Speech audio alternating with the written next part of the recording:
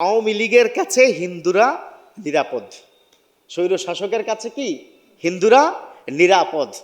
কিন্তু গত 16 বছরে একদিনের জন্য সোশ্যাল মিডিয়া অন্তত আমরা কি দেখি নাই ওই স্বৈর শাসকের যারা 5 আটা গোলাম, তাদের যে সংগঠনগুলো আছে, তারা কেউ মাদ্রাসা মানে হিন্দুদের ওই উপাসনালয়ে পাহারা দিয়েছে, মন্দিরে পাহারা দিয়েছে, এটা ঘটে নাই। কিন্তু মাদ্রাসার ছাত্র এরা প্রমাণ করেছে রাতের পর রাত যাতে করে কোনোভাবে আক্রমণ না হয় তার মন্দির। এই জন্য মাদ্রাসার ছাত্র 10-20 জন চেয়ার দিয়ে সারা রাত বসে বসে সেটা পাহারা দিয়েছে, পড়ুন আলহামদুলিল্লাহ। এটা দিয়ে কি প্রমাণ হলো? এটা দিয়ে প্রমাণ হলো কথায় নয় কাজে বিশ্বাসী। এই বৈষম্য বিরোধী ছাত্র আন্দোলনে মাদ্রাসার ছাত্ররা কিন্তু সমানভাবে ভূমিকা ছিল, কিন্তু এখানে তারাও কিন্তু বৈষম্যের শিকার।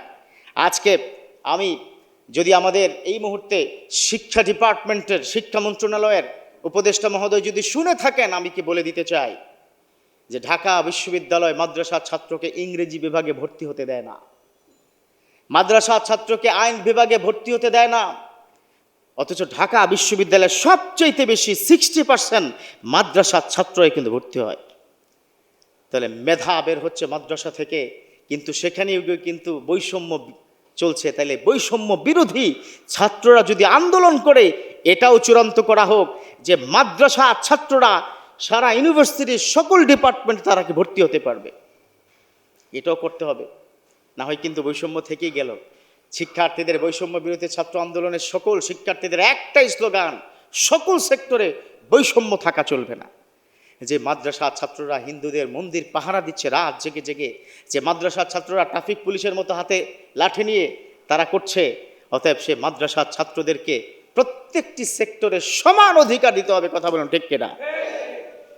কেন দিবেন না? কি করেছে তারা? কি এই দেশের কি নাগরিক না?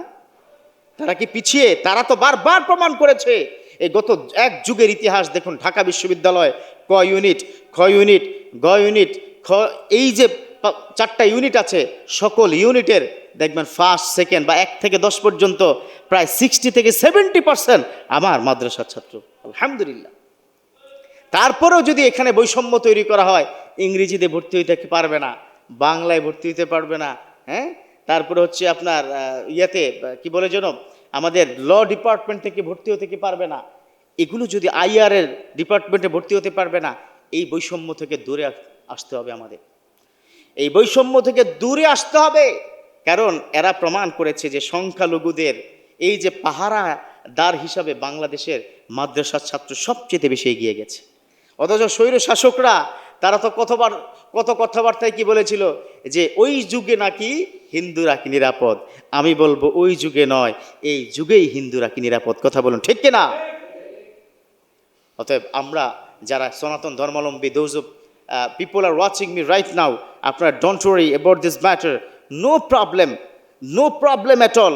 কোনো চিন্তা করবেন না। একটা ছোট্ট ফোন মাদ্রাসার ছাত্রদের কাছে দিবেন বা মাদ্রাসায় গোপনে যাবেন, যে আমাদেরকে আক্রমণ করার পায় তারা করছে, তারা সবার আগে এগিয়ে যাবে ইনশাআল্লাহ।